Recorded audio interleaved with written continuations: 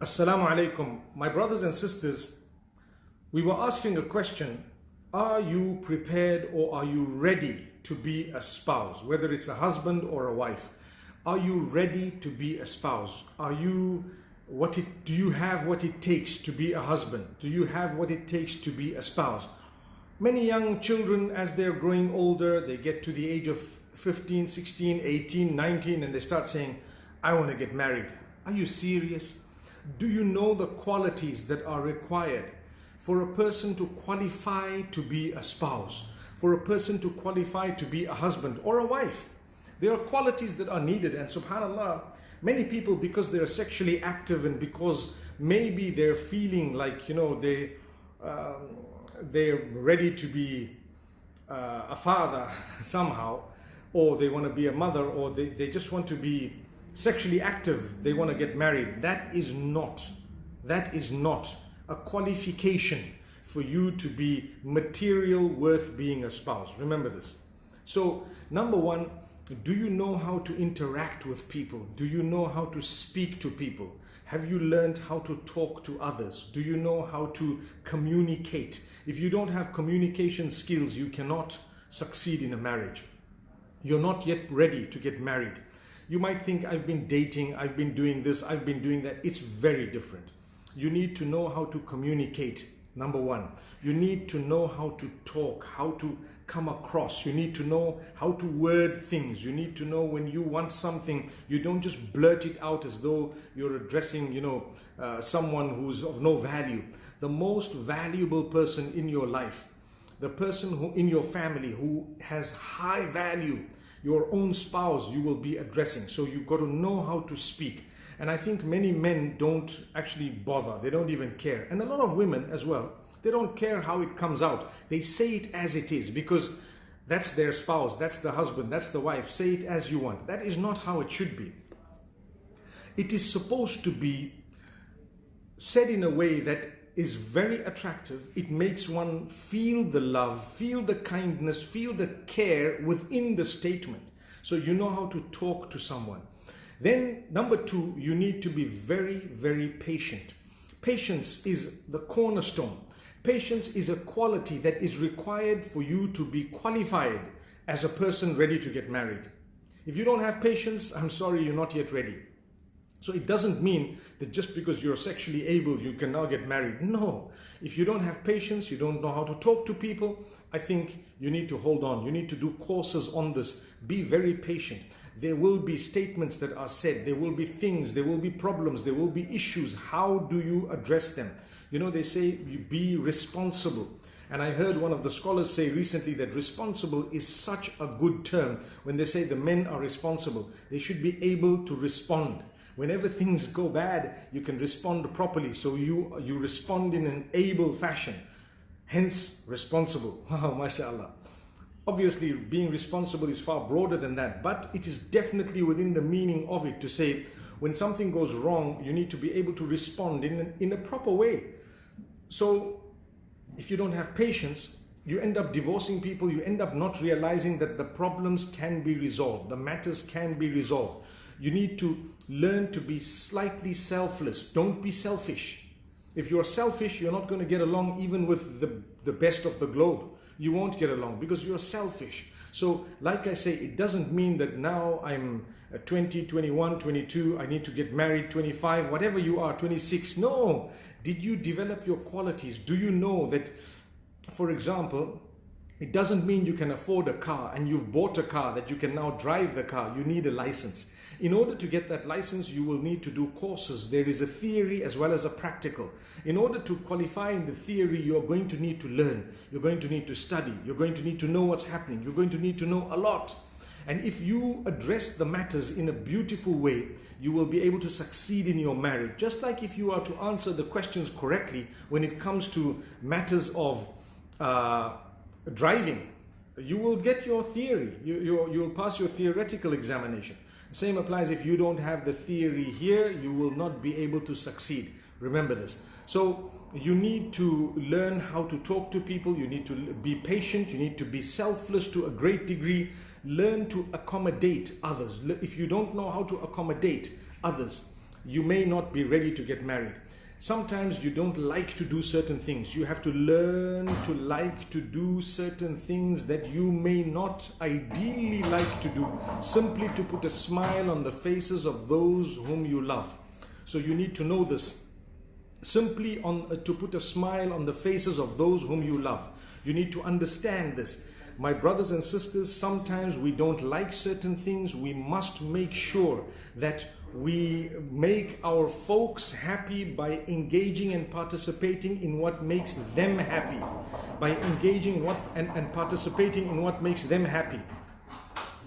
So this is the reason why it's important for us to actually develop these qualities before we get married. Develop these qualities before we get married. You need to know this. My brothers and sisters, another quality that we need to have, together with selflessness, together with being patient, together with actually learning how to speak and communicate, kindness. We need to be very kind, and kindness begins at home. You need to be very kind in a lot of different ways. You need to be generous. Don't be miserly. Don't waste. Yes, I agree. Don't waste. But at the same time, don't be miserly. These are beautiful qualities that we need to develop before we get married. And the reason why I say this is because if we don't, we're really going to have a major, major problem. So my brothers and sisters, these type of disasters occur because people don't know that you need to develop yourself as a person before you get married. Do you have the patience? When you look at someone, you're looking at a spouse. Sorry, there's a little bit of a disturbance in the background, but that's fine. When you're looking for a spouse, you're actually... sorry, I'm just being disturbed by a noise in the background.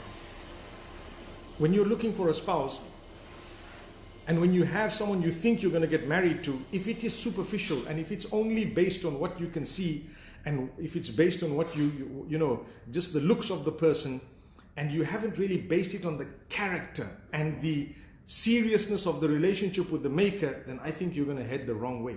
That's why we have so many marriages that are breaking. So many marriages that are breaking. People don't know. They get married to someone who turns them on. And then what happens? As soon as they see the character and conduct of each other, they get turned off. And they say, in the same way I fell in love, I've fallen out of love. Have you heard that? Well, the reason why this is happening is because we haven't developed ourselves. Character is not there. Deen is not there. Connection with the Almighty is not there. Nothing is there. You're just a person who looks cool, who might have a little bit of money. That's not what makes a husband. That's not what makes a spouse. How many times are you prepared to utter beautiful words to your spouse? Words of love, words of kindness, politeness. How many times do you look at your spouse and you actually say beautiful words to them? I think many of us are lacking in this, because what happens with this, many of us are lacking where we don't say these good words. We're not polite. We don't even like to discuss matters. When you have an issue, it becomes a screaming and yelling match. Lower your voice. You're speaking to the spouse, your spouse, the mother or father of your children. That's what's happening. You're speaking to the mother or father of your children. So lower your voice. Don't scream. Don't yell. Sorry, I know there is a disturbance in the background. You've got to excuse these brothers who are here. It's actually disturbing me quite a bit, but it's fine. So my brothers and sisters, here goes. I hope this topic, I'm going to have to repeat it anyway.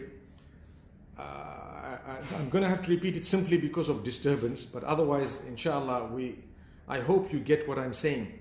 That we're not prepared to get married. We are not necessarily prepared to get married, in the sense that we haven't qualified yet to get married, even though we think we have. The reason is you haven't developed yourself as a person. You're still quite selfish. When you look at someone's daughter, do you really feel that this is a very special person, the way I address them? When there is a crisis in the home between your mom and your wife, how are you going to address the matter? Do you have any experience in crisis management or in dealing in arbitration? Zero experience. So what happens? We start screaming and yelling, and we don't know which side to take.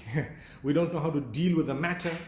And this is why people start suffering. And we threaten that we will divorce them. We say, no, any small thing, say, well, you can go home. If that's the case, you can go home. If that's how you speak, you were never ready to get married in the first place.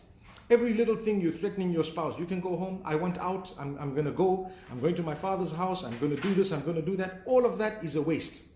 All of that is a waste. So this is why it's important for us to know that when you haven't developed yourself, you really are not ready to get married.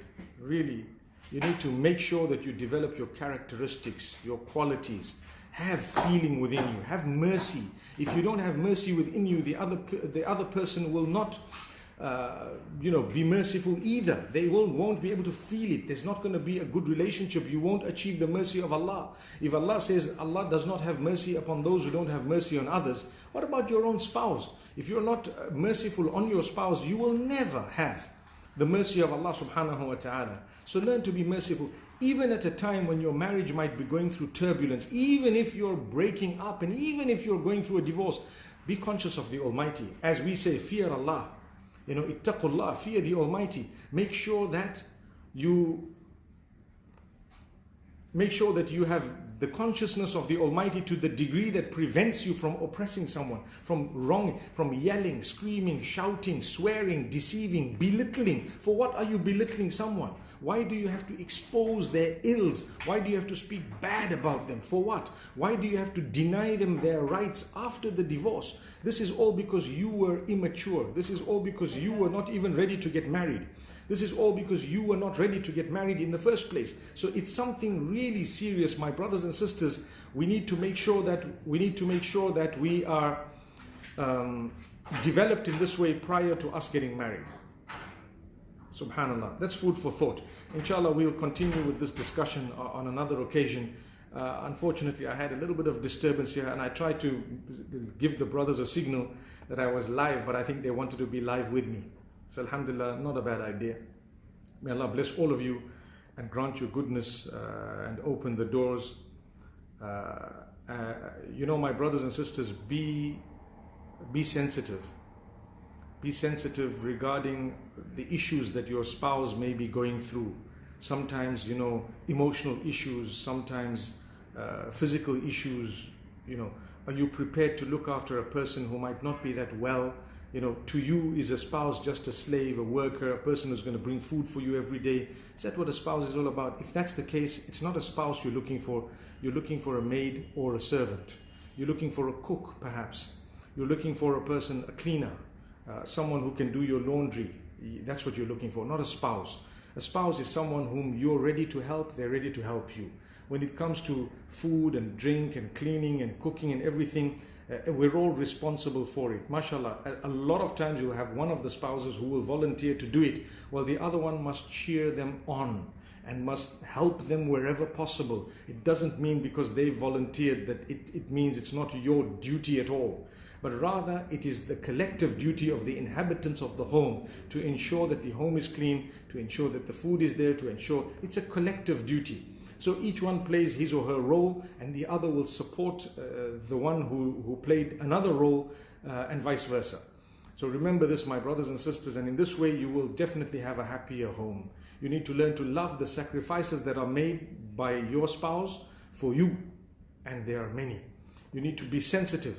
There are some people who get married and their lives don't change, so they bring their wives or possibly husbands sometimes to distant lands, to a far off place, to a different suburb, a different location, no friends, no family, and they leave them all alone and go and play with their friends. Whether they're playing football, whether they're just watching it, whether they're playing any other game, whatever it is, even if they're just on their phones all day. Why did you get married? You should have married your phone. You were just a person who was impatient. That's all. You just needed a woman, or you might have just needed the opposite sex. That's it. Not for marriage purposes, for something else.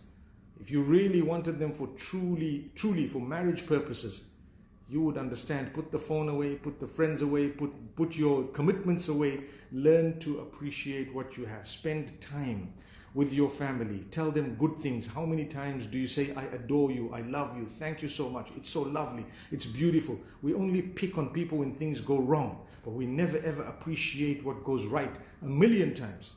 May Allah make us more conscious of what we say, what we do, our attitude, and make us filled with an attitude of gratitude. Ameen. Barakallahu feekum. Assalamu alaikum wa rahmatullahi wa barakatuh.